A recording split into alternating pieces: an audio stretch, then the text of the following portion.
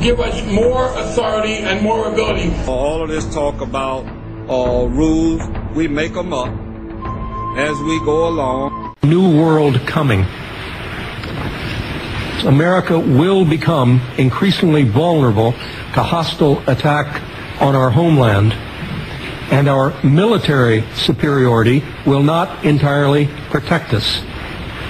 Americans will likely die on American soil, possibly in large numbers. And another speech announcing a radical new claim of presidential power that is not afforded by the Constitution and that has never been attempted in American history. President Obama today proposed something new, something called prolonged detention. Doesn't sound that bad, right? Prolonged detention. Pre-crime is where people are arrested and incarcerated to prevent crimes that they have not yet committed. You didn't do anything, but you're gonna. Future murder.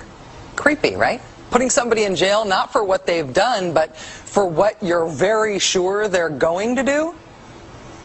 There may be a number of people who cannot be prosecuted for past crimes. In some cases because evidence may be tainted,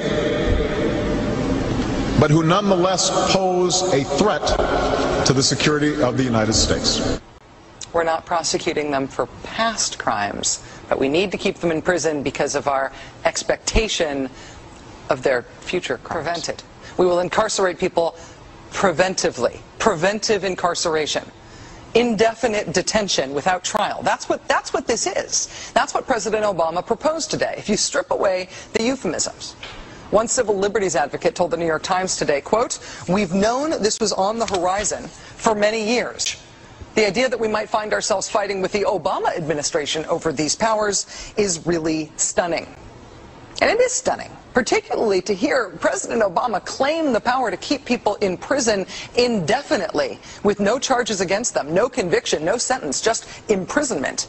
It's particularly stunning to hear him make that claim in the middle of a speech that was all about the rule of law.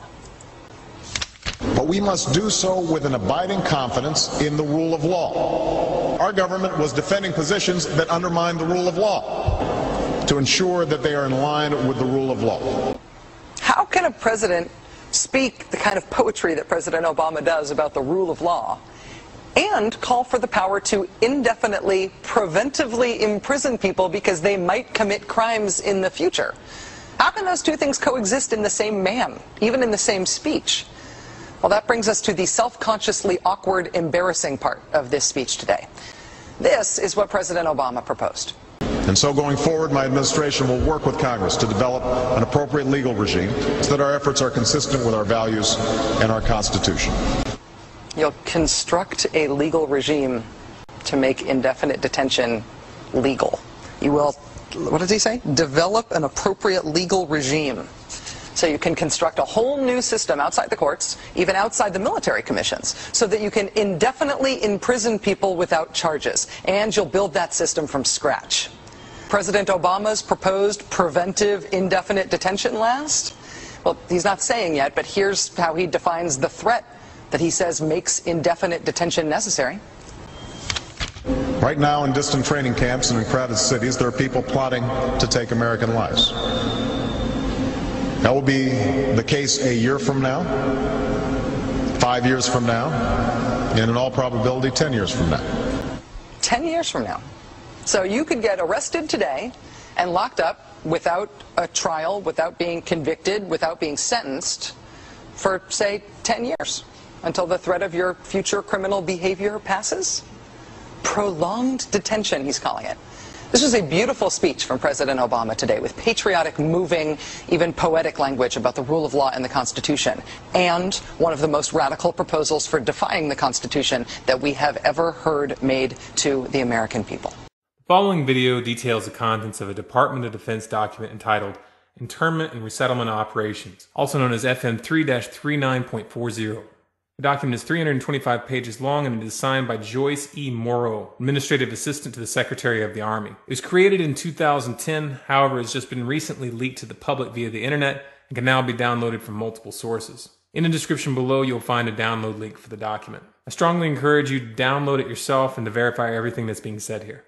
The document outlines military procedures for internment and resettlement of civilians, and it describes the layout and the administration of these internment camps. It clearly states on page 38 that it applies within U.S. territory, and it specifically addresses the detainment of U.S. citizens, as is indicated by the identification procedures for new prisoners on page 146, which states that social security numbers are to be recorded alongside their photograph and fingerprints. Included in the list of organizations which may be involved in these internment operations are the Department of Homeland Security, FEMA, the Department of Defense, and the United Nations. On page 56, the document outlines the responsibilities of psychological operations officers within the camps, among which it states that a PSYOP officer develops and executes indoctrination programs to reduce or remove antagonistic attitudes and identifies political activists. On page 281, the document goes into more detail regarding the role of psychological operations within the camps, specifically in regards to pacifying the population and ensuring cooperation. On page 238, it gives the conditions for the use of deadly force in such camps. Among the justifications for lethal force, it includes to terminate an active escape attempt. That point right there should make it clear that these camps are not benevolent disaster relief type facilities. On page 244, the document calls for the use of snipers during riots to, quote, scan a crowd and identify agitators and riot leaders for apprehension and fire lethal rounds if warranted.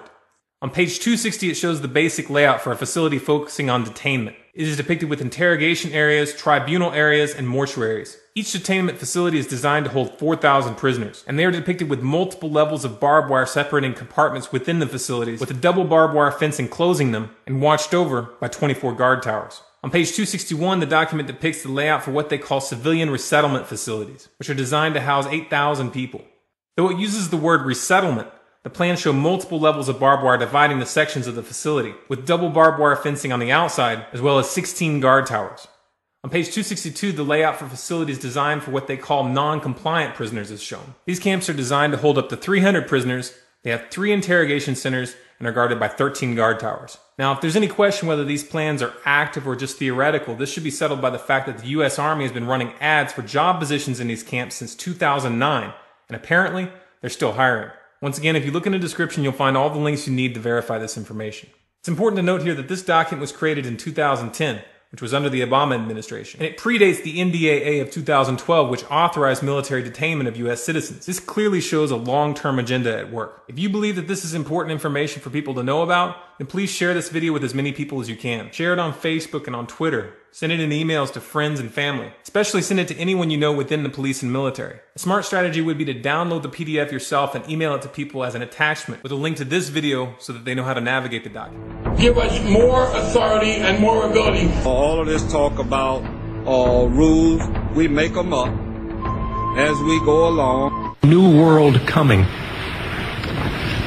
America will become increasingly vulnerable to hostile attack on our homeland, and our military superiority will not entirely protect us. Americans will likely die on American soil, possibly in large numbers.